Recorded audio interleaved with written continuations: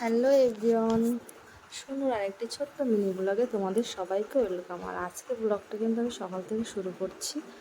এখন প্রায় 6টা মতন বাজে। দেখো, সকাল উঠে মামকে নিয়ে বেরিয়ে পড়েছি। মামের আজকে মর্নিং স্কুল ছিল, তার জন্য। তারপরে মামকে স্কুলে দিয়ে আমি চলে আসলাম পাশে একটা দোকানে চা খেতে। আর চা খেতে খেতে দেখো আমি ল্যাপটপ করে এদিকে ওদিকে তাকিয়ে কিছু একটা শুনছিলাম।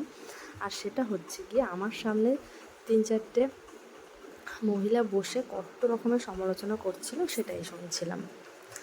তারপর দেখো চা খাওয়া হয়ে গেছে। আর এদিকে দেখো মামের ছুটির টাইমটাও হয়ে গেছে, 8:30 মতন বাজে। তারপরে দেখো মামকে নিয়ে বেরিয়ে পড়লাম বাড়ি যাওয়ার উদ্দেশ্যে।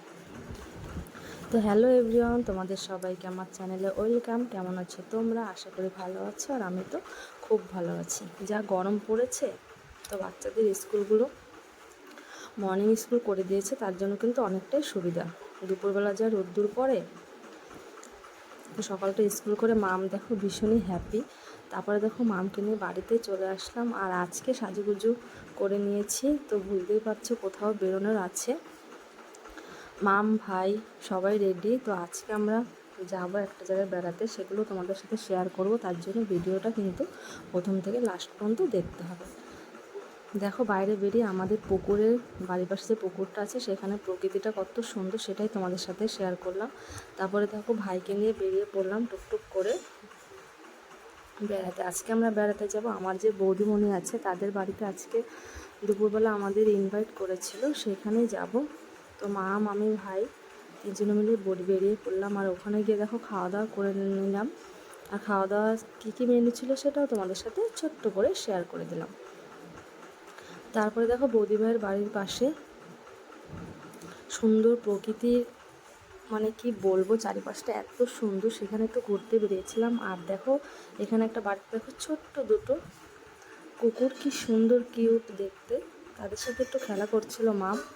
তারপরে দেখো বৌদিভাইকে নিয়ে বাড়ি চলে আসলাম। এসেও দেখো সুস্থ নেই, বিকেল হলে ঘুরু করতে বেরোতেই হবে। তারপরে দেখো বৌদি, আমি আর মাম বাড়িতে এসে রেডি হয়ে বেরিয়ে পড়লাম বাজারে, কিছু কাজ আছে। তো প্রথমে আমি চলে গেলাম ব্যাংকে, কিছু টাকা তোলার ছিল, কারণ আমার হাতে ক্যাশ ছিল না।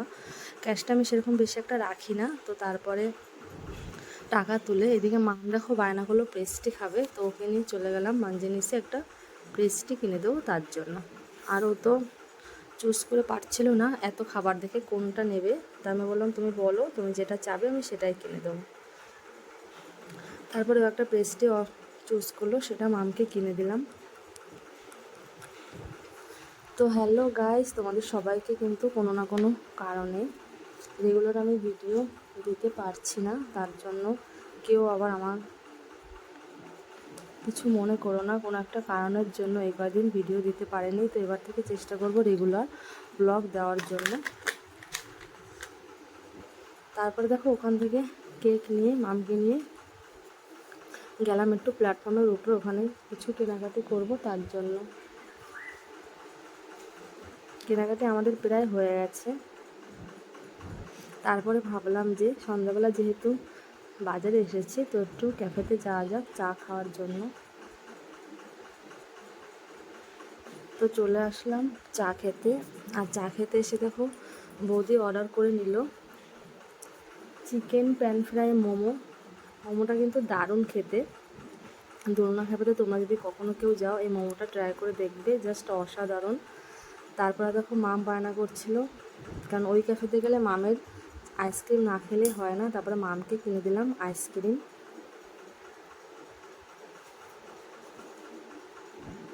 সব শেষে বৌদিভাইকে নিয়ে আমি খেয়ে নিলাম চা। তো আজকের ভিডিওটা এই পর্যন্তই। দেখা হবে তোমাদের সাথে নেক্সট একটি ব্লগে। ভিডিওটা কেমন লাগলো অবশ্যই কিন্তু আমাকে জানিও।